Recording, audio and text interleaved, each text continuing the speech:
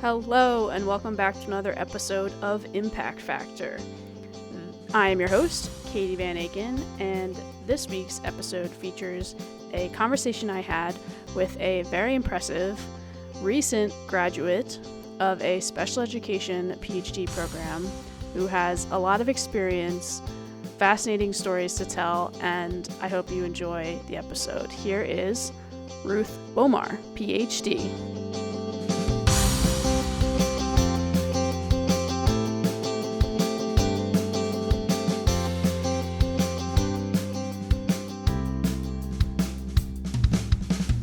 How long has it been since you got your PhD, if you don't mind sharing that? Not at all. I applied for a PhD in '09 and Nice. started the program in 2010. It took 7 years, so I walked the stage in 2017. Wow. So it's been And a minute. what um what discipline was your PhD in? Special education. Oh, very cool. Mhm. Very cool. So what was the kind of trigger, I guess, that made you go from whatever you were doing before to wanting to pursue a PhD? Oh well, when you commence a major life endeavor, there's so much involved, Yeah. and there's so much agency. You have to have agency. You have to own your actions and believe that what you do today will positively impact your tomorrow. And then, of course, there's that risk, but because you can't possibly control the future. Mm. The calculated risk reflects bravery. It reflects willingness to change. So I salute everyone that's on the PhD journey. Uh, Personally, I was a classroom teacher, Ah, and I needed to leave the classroom for different reasons. And I became a substitute teacher because I needed income, I needed flexibility, and so I became a substitute teacher. And then but I needed some more income, so I put my name out there with a flyer, uh, saying I can help kids. I can help kids succeed in school because I could. I was a classroom teacher. I was a mom. I had, successfully gotten my kids through college, or they had gotten themselves through college. I yeah. really, I just made them hot meals. But pretty soon, my name got out there, and I had a full calendar, and I realized I had a full calendar of college students. And so, what I realized was that there was a niche in the market for college students who had received accommodations, academic support during high school, and they get to college, and the level of support that the universities had to offer on campus wasn't what these individuals were looking for and needing. So pretty Interesting. soon, I had a calendar full of college students, undergraduates who needed just academic support. So at that point, to understand why I went back to school, I got to interject a little bit about my childhood. My Okay. parents came to the USA in 1947, right after, just shortly after World War II. So in the home I grew up in, in our home, education was something of high esteem. My dad instilled in me this philosophy that if you get an education and if you learn to speak English without an accent, you'll always have a job. Hmm. So if you want a job, that's what you got to do.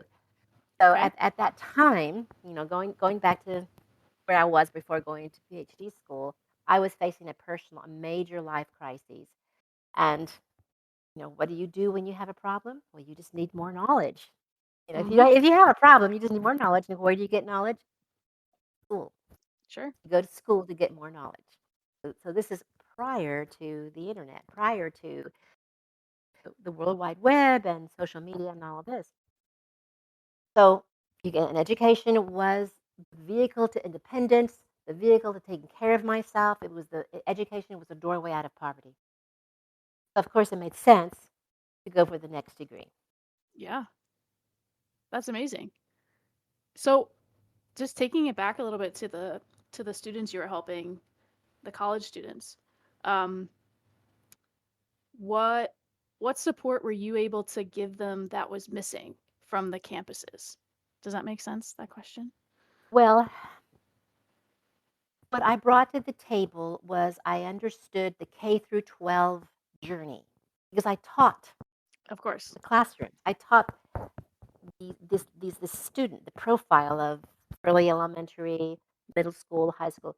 I'm familiar with the human development of a K through 12 journey. And then I was very familiar with the huge transition from secondary to post secondary. Yeah. And the way I describe it is that in in high school, you have it's a full service restaurant, and there Ah, is a waiter there with his napkin over his arm, and filling your water cup before you even empty it, and everything you need is it's brought to you. provided It's for you. Yeah. because of um, IDEA, the Individuals with Disabilities Education. Mm. So education was an entitlement. It was education. The schools were required to deliver education to individuals K through 12, even if you have a disability. So then once they get to high school, the law changes. And the law that protects the rights of individuals with learning disabilities is now ADA, which is American with Disabilities Act, which is a civil rights act. Mm. So the colleges are required to, to make education accessible. So they have to remove the barriers. And so, as a student that was accustomed to receiving an education through the lens of IDEA, which means that education is delivered to you regardless of, you have this right. You have the right to a free and appropriate public education. So it's the school's responsibility to educate you. And then you transition to college, and the university does not have that obligation under law. Yeah. The university Just has the obligation to remove the obstacles, remove the barriers. So now the kid, the individual, the student, is like, oh, they may not be able to self advocate and find the support that they need or that they were accustomed. wow.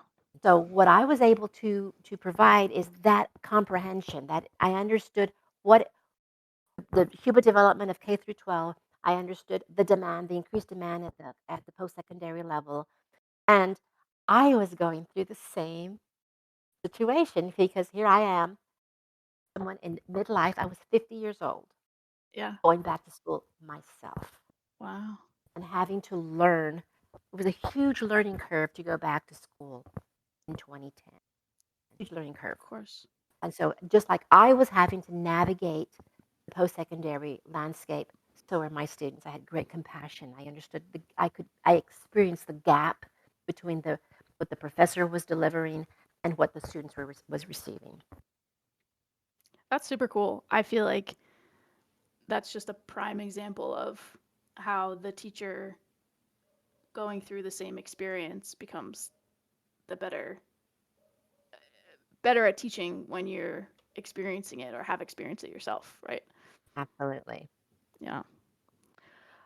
And okay, so you needed to get more education, right? Because that's how we deal with problems. We get more education. Right.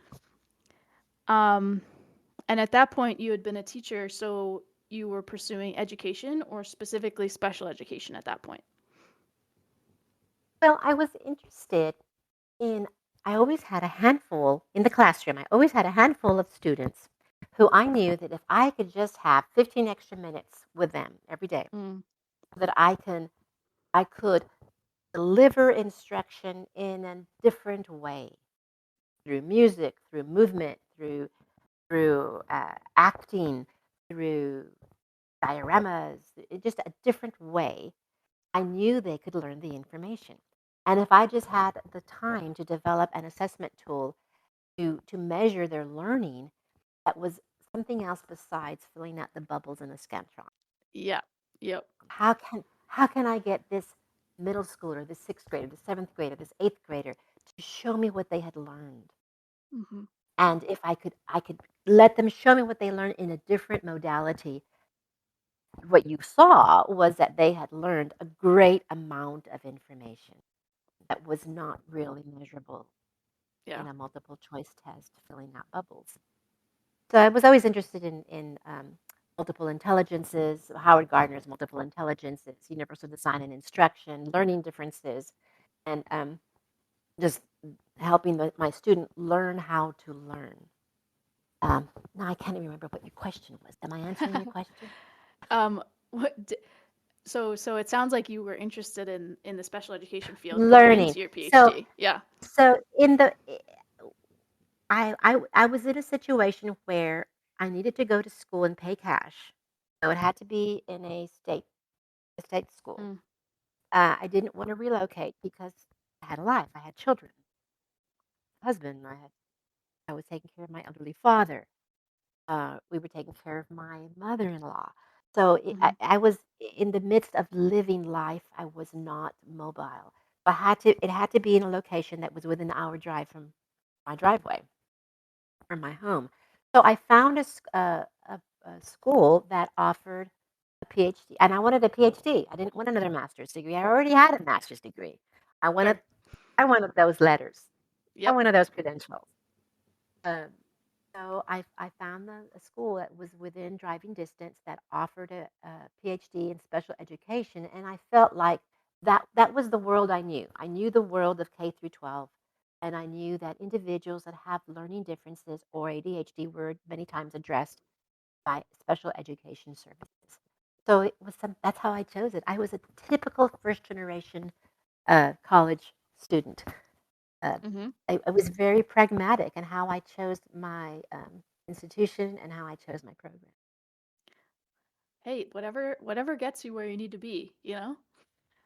Um, what about so you were talking about this sort of a perspective of being able to kind of meet the students where they are, not require them to fill out multiple choice as the only way to demonstrate what they know. Was that did you carry that into your like dissertation and your PhD project, or what was your kind of research like? Well, actually, that was what I wanted my research to be on. I wanted my research to be originally on universal design, which is the idea of making education accessible to remove the barriers. Like for example, universal design in architecture removes the curb, creates a curb cut so that someone who lives in a wheelchair can access from the parking lot onto the sidewalk and then ramps onto a building.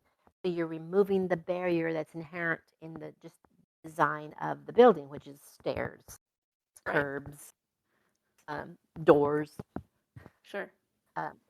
Universal design in instruction then is addressing the idea of removing the barriers that are inherent in how we deliver education. For example, a printed book Mm, is inherently a barrier for someone who is visually impaired. Uh, sure. that's an example. So there's other learning disabilities or learning differences that are not as prevalent. Those are the invisible ones like dyslexia, dysgraphia, dyscalculia, just learning differences. If you look at an individual with a learning disability diagnosis, they look like just anybody else in the classroom. Sure. So you don't really are not aware that they're having a barrier to learning until you give them a standard test and they bomb it because of the barrier inherent in how the course was designed. So that was my original research interest was universal design in instruction and how we can remove barriers in the design of the actual curriculum and the delivery of information. Cool. And I wrote my proposal. I did all my preliminary research, my preliminary lit review, and I proposed it. I pitched it to my committee, and they very kindly and gently told me no. So, of course, that was devastating. I think I lost like a whole year Wow. trying to just get my feet back underneath me and regroup and find a research topic. Yeah. So my research topic, what I wind up doing my research on was the coaching model that I was developing in real time as I was going through my PhD coursework. I was coaching undergraduate Oh, students. that's I cool. was helping. What I was doing was, uh, as I developed my coaching model, just on the fly, in real time, Yeah. just in time instruction, just as whatever the student presented during our session, that's what we worked on. Now, I'm not a tutor. I wasn't a tutor. Like I didn't go over the content Hmm. of the course lecture or the chapter. I went over how to study. So, Oh, how do you study for an economics test? How do you study for an accounting test? How do you study for a literature exam? How do you study for how do you study for an in-class essay test? mm, How do you study for 100 question multiple choice in biology? sure. God! Anatomy and physiology. How do you study for anatomy and physiology? So my emphasis was how to study for the cognitive demand that the student was encountering in the different types of classes. Only in college, only in school are we required to listen and take notes and write and read and produce at the college level in 5 different areas of discipline. Yeah. So true. And so, like, I can read a journal review article, a peer-reviewed article at about learning differences. Hmm. I can read it because that's my topic, but I cannot read a peer-reviewed journal article about nursing Sure. or about kinesiology because it's a whole other vocabulary. But yet, that's what we ask our undergraduates to do. We're asking them to listen, to take notes, to process, to write papers, to be uh, take exams at the college level in 5 different diverse disciplines. Yeah. So how do you do? How do you learn? So that's the support gave, I developed in the coaching process, that the coaching model that I worked on, as well as how to manage your executive functions. So your executive functions is your typical self-regulation, procrastination, motivation, um, even knowing when to stop. Mm. Like when to stop So studying. when to stop studying and go to bed, Yeah. or when to stop studying and eat, or when to stop studying chemistry so you can focus on calculus, and Yeah. calculus takes so much time. Um, so just knowing when to stop. How do you know you have studied enough? Wow. So were you able to use your sort of coaching customers, clients as part of your research part of your thesis, or did you have to Oh go well, beyond? oh man, recruiting participants was the hardest part Yeah, that's what I was gonna ask. of the research because of IRB, and um, I couldn't use my clients because they had already received coaching. Right. So they So weren't without it. they, Sure. they had, yeah, I couldn't take a pre-test and a post-test. I couldn't take a measurement. Um, they'd already received coaching. They'd already been using my strategies. They'd already been using the met what I was going to the treatment. They'd already Right. received the treatment. That you were evaluating. So Sure. right. So they weren't a good sample. So I had to reach out and find people that had never worked with me. And so that to get schools to even allow me to recruit was very hard because of privacy, because they protected their students, because I didn't have an in. Yep. That was the hardest part, is to get participants. How many, like, what was the N that you needed to get? Well, that was always a touchy subject because I I always felt like I didn't have enough. My N wasn't big enough. Yeah. So either all that imposter syndrome kicked in, like, oh my gosh, I'm not doing a real authentic research if my N is very. I think my N was under 10. Oh, wow. And so that was like, what is this? Is that a case study? Now, do I have to change my entire research design and my whole Yeah. methodology instead of it being a that level, that type of research? Now it's going to be a case study. Is it going to be phenomenological, qualitative instead of quantitative? And so it was very nerve wracking. I'm sure. But it was lesson 10, and I talked to my stats uh, professor, and you know, I got his okay, so Hmm. I guess it was enough. Yeah. Yeah. I mean, that's the thing. I guess I did another interview with someone who was in psychology, and her project was um, very specific as well. It was like, women ACL injuries in sports and their mental Hmm. state, and so finding those people who fitted to those buckets was difficult. And she dealt with the same thing where she had a very small N, wasn't sure if it was going to be enough. But the reality is, if there's a lesson to be learned from your small N, then it's perhaps worth pursuing at a larger scale for somebody else, Absolutely. Yeah. And Very and cool. in actuality, I I really was addressing a gap in the literature. I didn't know, I couldn't find anyone else who was doing what I was doing, Wow. which was measuring self-determination in college students.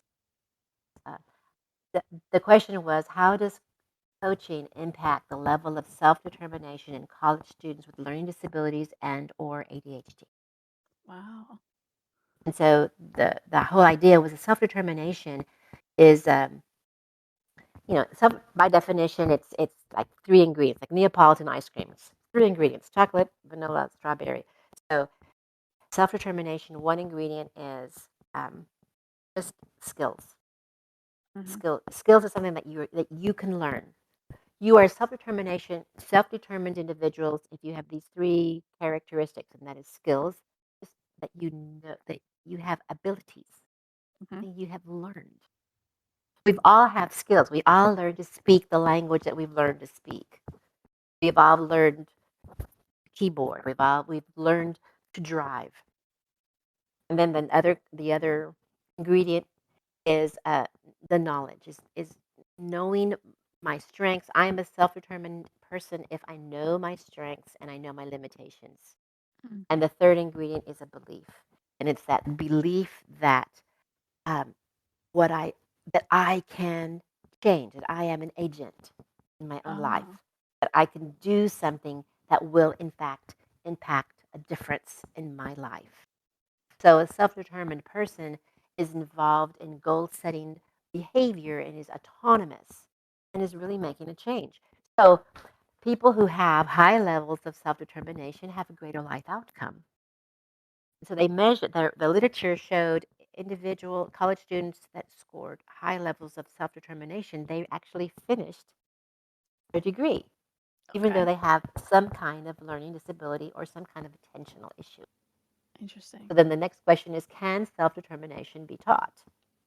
So the literature says that yes, and there's different curriculum that would specifically teach levels of what is being self-determined.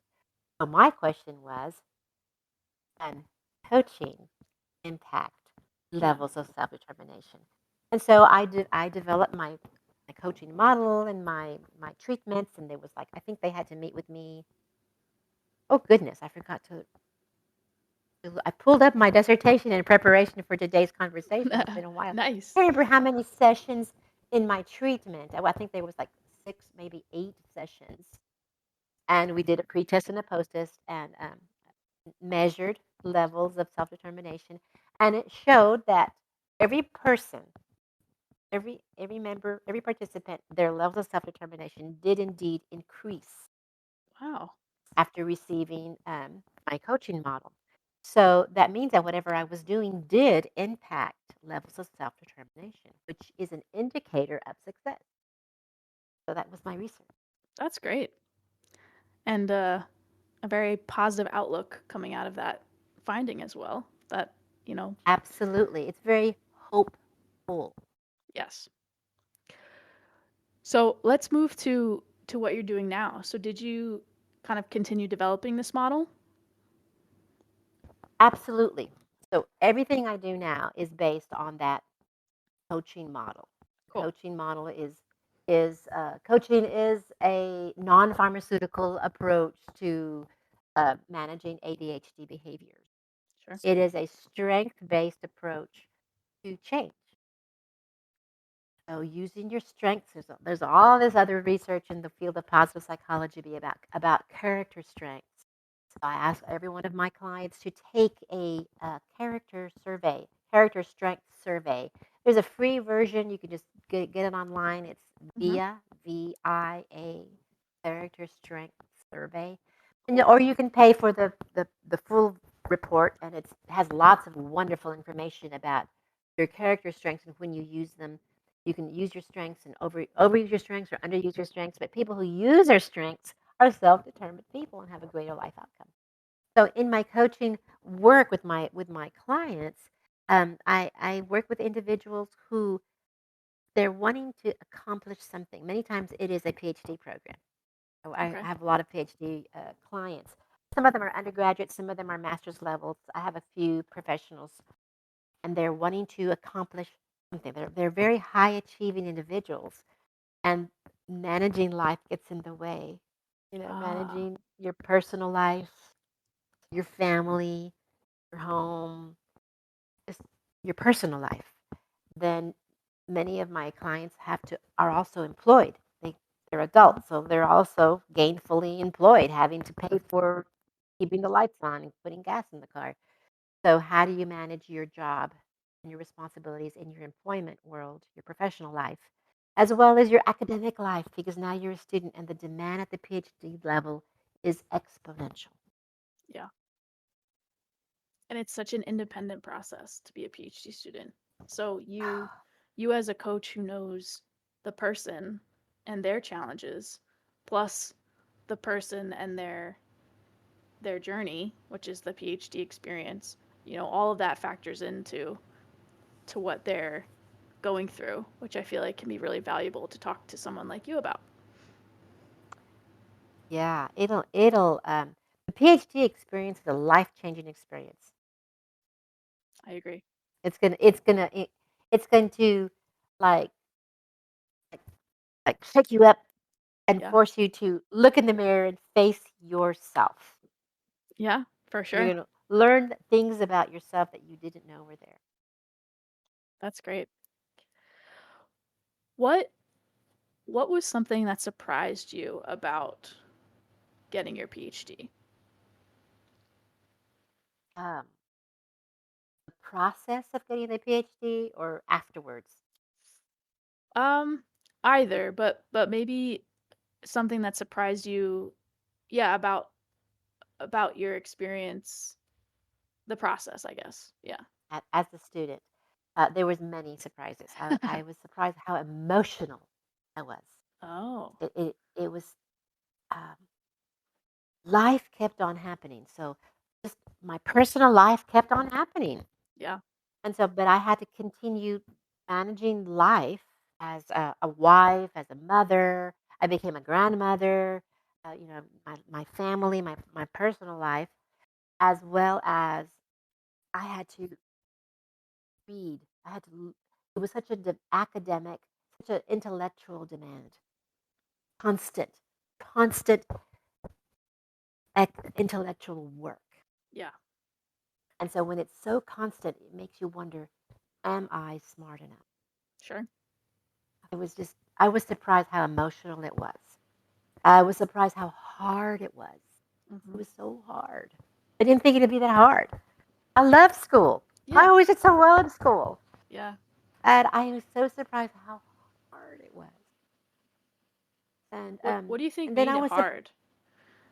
I think it was the independent work. I was gonna say Um, it's probably because it can be so lonely. it was a lonely. The coursework wasn't hard. Right. It was a lot of work. It was work, But just but like I any could other do it because schooling, right? yeah, it was school. I loved Yeah. it. The coursework was your regular coursework that I excelled in because I was a really good. I'm a good learner.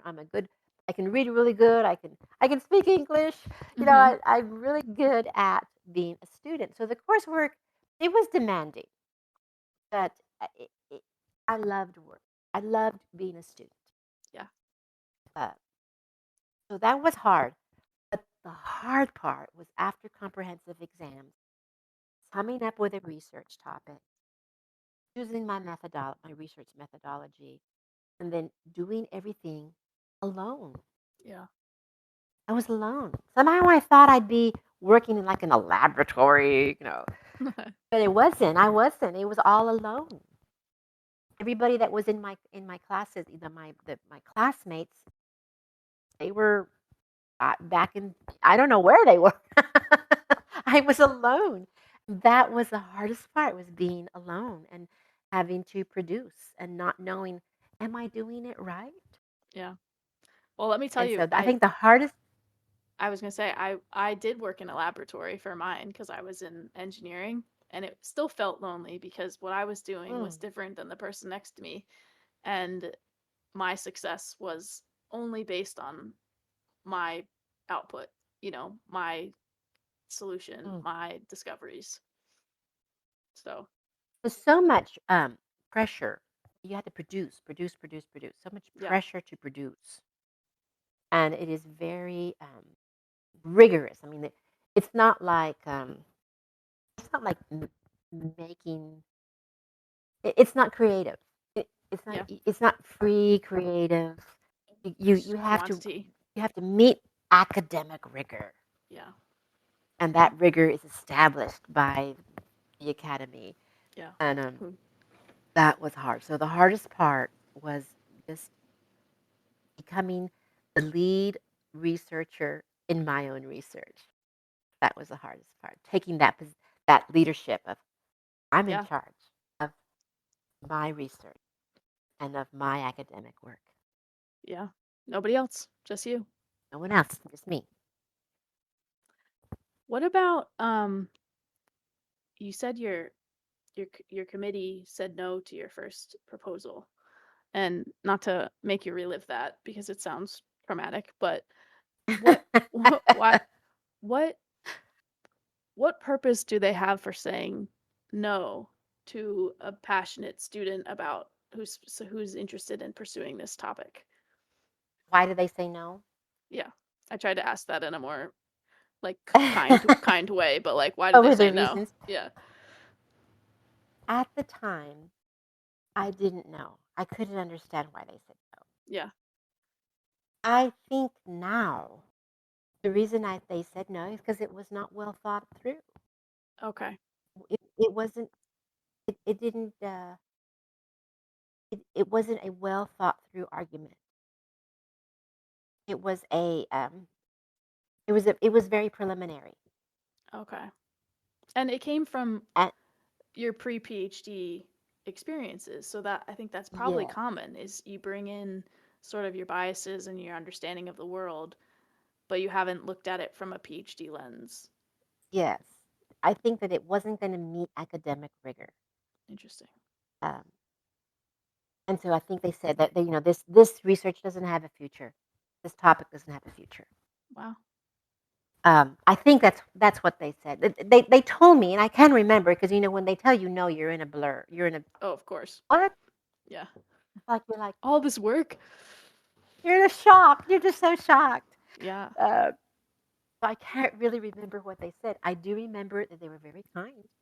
That's good. They were very gentle. They were very kind and gentle. They said, "No, try again." Well, that reminds me, I interviewed my mom who has her PhD, and she told me that she doesn't really remember her thesis presentation because that day was like so stressful and she had to do her defense and answer questions from the committee and that she kind of blacked it all out. And that was interesting to me because I was like, this is the culmination of all of your work, and to not remember that I feel like is or to black it out or to be kind of a blur is kind of sad. But That was another thing that surprised me was the level of stress. Mm-hmm. Um, and I had lived life. Good Lord, I gave birth to 3 children. Yeah, you've seen stress. Different Uh, stress. how could this experience be so stressful? I was forgetting things. Like I couldn't remember my username. I couldn't remember my password. Um, I couldn't. Yeah. I was just plain old, just very simply not being able to engage. My husband had to drive me to campus and walk me Oh into wow. certain buildings. I was just so non-functional because my stress level was so high. So I'm so Wow. thankful for people around me that took care of me. Um, Yeah. and people would tell me things, and I could understand what they were saying because my stress level was so high. It was not good. Yeah. It was not a good situation to be in. And Don't recommend it. so, and so what I did, one thing I did, my my chair was extremely helpful. He prepped me very well, and it was his kindness that I drew upon. I was okay. It was almost like water in a very hot, thirsty day. His kindness was like water. And so one of the things they encouraged us to do is to invite our friends and our family. So I invited my family.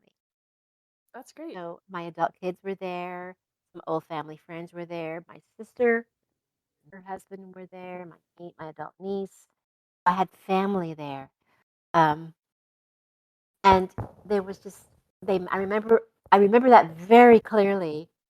Greeting them at the curb outside the building to show them where because if you've never been on the campus, it's hard to find the buildings.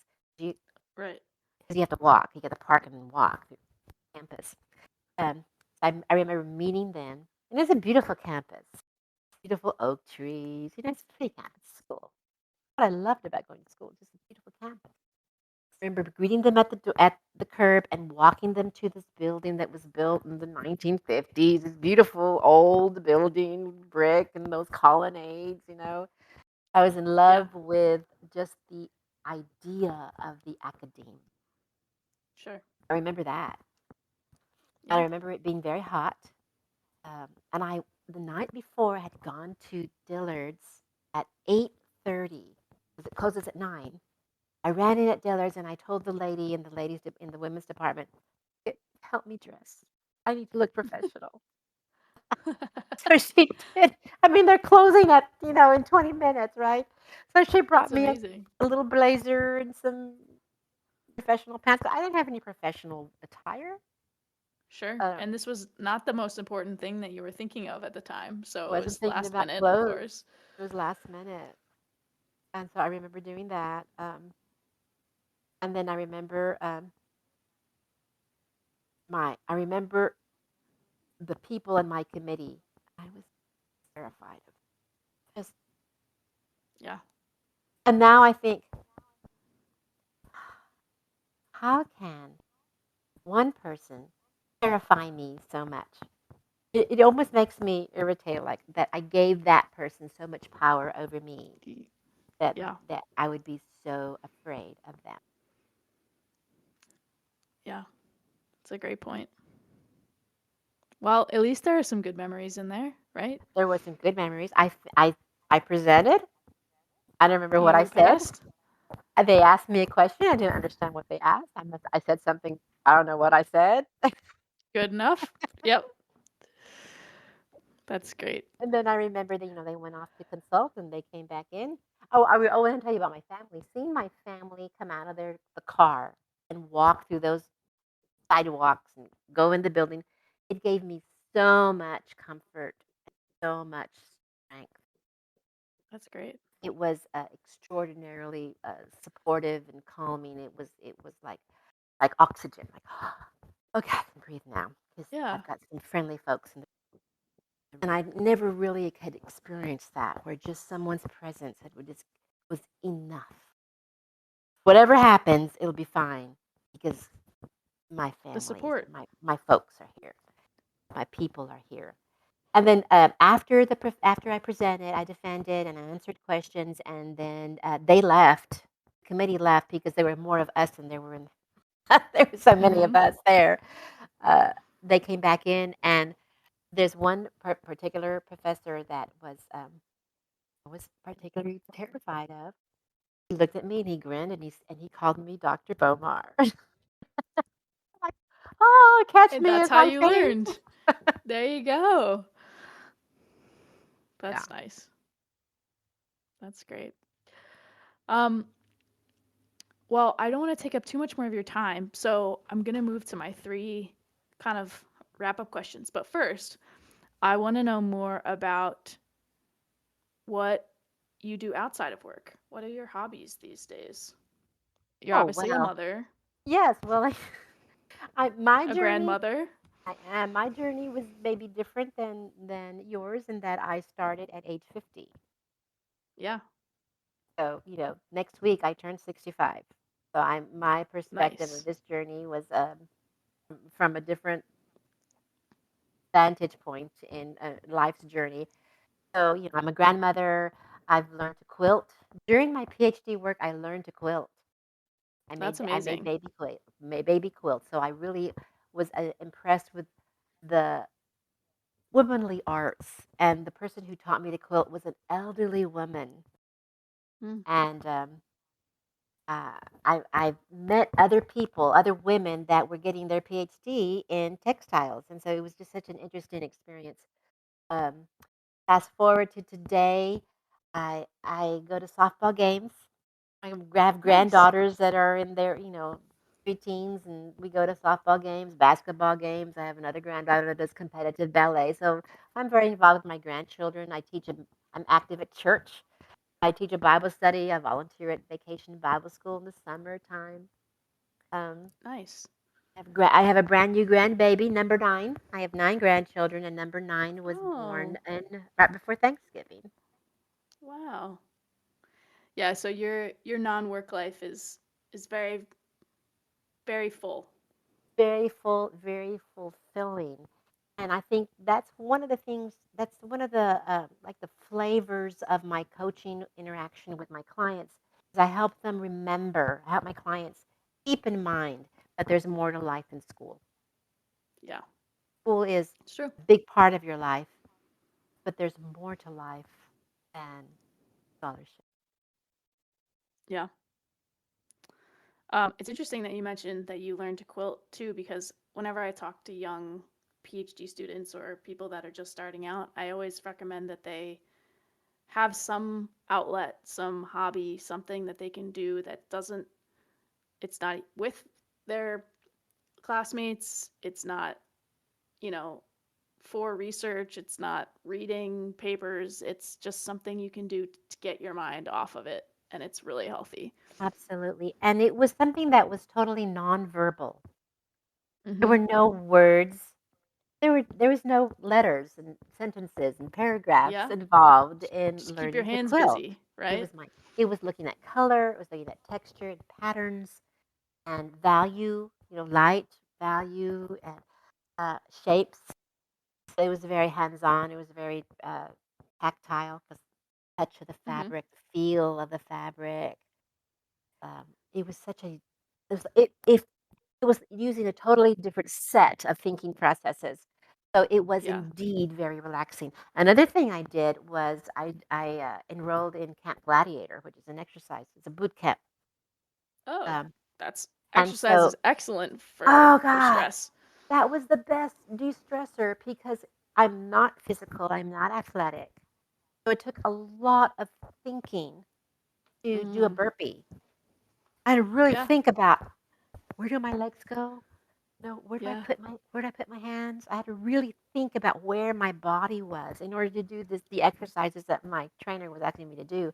So just because I was thinking about movement mm, and eye hand coordination, these gross motor skills, I was thinking about my research. yeah, It was so relieving. It was very de-stressful. yeah. I bet. De-stressing. De-stressing, yeah. Um, okay, so now to my question. So we sort of covered this already, but my first question was what's something challenging you faced? Um, so if you wanted to add anything, otherwise Yeah, we can I move think on. it was keeping it with my personal life. Okay. Um, that was very challenging because there was a lot of big life events that happened during those during my PhD coursework and then Mm, research part of the journey. Just life keeps on happening, and I yeah. what I didn't want to happen is I didn't want to get lost in my books and in the world of academia and then become a different person, change. Of course, I was going to change, Sure. but I didn't want to change so much that I was unrecognizable to the people who were my people. Right. I didn't want to lose that connection with friends, with family. Um, I was very concerned about my identity and maintaining true to my core, who I am in essence. Yeah. That's good that you were aware of your values, Very and much what you so. wanted to prioritize. Okay, next question. What advice would you give to Ruth in 2010 who is just starting out? Be kind. Be Be kind? kind. Kind. Be kind to yourself. In 2010, in 2010, um, they, I went back to school. The last time I Yeah. was in school was to get a master's degree, and I was pregnant with my youngest child. Yeah. And so it was about 20 years prior, 18, 19 years ago. So Yeah. in 2010, 19 years ago was the last time I was on the campus. I was pregnant, and so fast forward to 2010, the card catalog was gone. School was different. And then I couldn't find the periodicals. The periodicals were not in the library. I mean, Huh. you couldn't go to a fourth floor and walk along the stacks and pull out a metal box that had all this year's um, The journal. Yeah. issues of that journal. Wow. You couldn't look at it. You couldn't pull out the magazine and turn the pages, feel at the magazine. They were gone. Yeah. Where they put them, I don't know. I don't So, know. so the learning curve was significant. The learning to I was um, computer illiterate. I didn't know how to Mm-hmm. use a username. I didn't know how to sign in. I didn't. I remember the first Which is course I took. Um, I took the test. I had never taken a test online. So I just was pushing buttons and I pushed the submit button and I had submitted the test without taking it. So I got, they gave you immediate feedback and you got a 0. I was oh no. mortified. I was mortified. And I didn't know that my professor had, on her end, she could just make it available again to me. And I was so ashamed. Yeah. So, it worked out. She's opened it up and I took it and it was fine. But Yeah. but the message that it sent to me was you're dumb, you're slow, you're obsolete, you're archaic, you're too old Sure. to be doing this. Why bother? Um, it was my advice would be kind. Give yourself time to learn. It's a learning journey. That's why you're here. Yeah. You're a student. True. If you You knew like it to learn, all, right? if you knew it all, you wouldn't have to embark in the journey of learning. Yeah. So That's be great. kind. Be kind. I love that. Okay, my last question is you've shared so many already, but do you have a good memory of your time as a PhD student? Maybe with other students in class or giving a presentation or something that you look back fondly on. I have a lot of good memories. I remember traveling to the East Coast and the West Coast, going to Disneyland and Disney World to present, and that was fun. Nice. It was fun to Of present. course. I love presenting. Presenting was as good advice. I would advise PhD students to seize every opportunity to present on anything that you're learning. Mm, It doesn't matter if your research is complete or not. Just anything that you're learning, anything you're interested in, just give a presentation on it because it clarifies your thinking. And if you yeah. can teach someone else, then you have a better understanding of the concepts that you're grappling with. I have good memories of conferences and presenting. I have really good memories of my professors. When the department that I joined, the professors were all 20 years older than me. They were old. Wow. And so I found it very stimulating. They had long, illustrious careers. Some of them were on Oh, their third career, and they just were they were like the embodiment of wisdom. yeah. And I wanted just to sit and let them teach. I didn't care if I got a grade. I didn't care. I was old enough to not care about grades. Sure. And so I didn't care if I got a grade or not. Just teach me some interesting things. Just teach me the wisdom that you have. So I really loved sitting under my the sages that were Yeah. in my department. I love that. I had some really good memories of that. Um, and then the library. The Ah, library was always the icon of all the knowledge. It was the holder and the recipient of all safekeeper of all knowledge, keeps knowledge safe for all future generations. And so I remember the beauty, the floors, the tall ceilings, smell. I love the library. But the hero of the library are the librarians. ah, And I had multiple times where librarians would sit down with me and patiently teach me how to use a database, oh, how to sign in, how to print, how to print, and then where to go get the paper that I just printed. That was such a yeah. novelty. Um, and then just the librarians would answer questions. And then once I got a little more savvy, I'd stay at home and use my database on my laptop, and I'd get stuck. I couldn't find an article that I needed, and I'd call the librarian, Oh and my they would gosh. find the article for me and then send me the link, and I could print it up at home. And I was just so thankful for librarians. Yeah. They were just so helpful. They were our It's a allies in learning. it's a reminder too that it takes a village, like all the people that you've now mentioned who were supporting you for a second or for the whole time. There's Mhm. a lot of people that go into a success of a PhD student, I think. And the research of resilience, one of the common themes in uh, people who are viewed as resilient is that they generally have a memory of someone who spoke into their lives. It could be your ninth grade English teacher who stopped Oh you in the wow. hall and said, "I really like the essay you wrote," or it could be your baseball coach that gave you an encouraging chat in the locker room, or it could be maybe your youth pastor at church that just gave you an encouraging word. It just people that are resilient generally will have that person, that memory of that one person that spoke into their lives, Yeah. and that caused them to pivot and go towards success as opposed to a maladaptive outcome.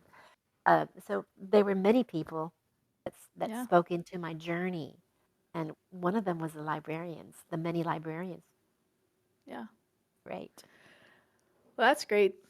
Um, well, Ruth, that's everything I have for you today. Thank you so much for sharing your story.